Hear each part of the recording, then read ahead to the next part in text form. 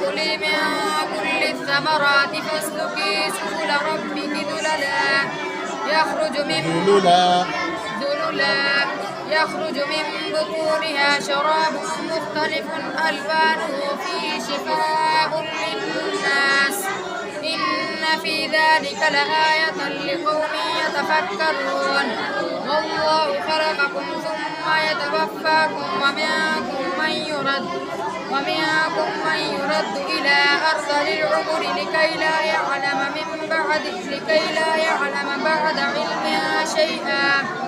إن الله عليم قدير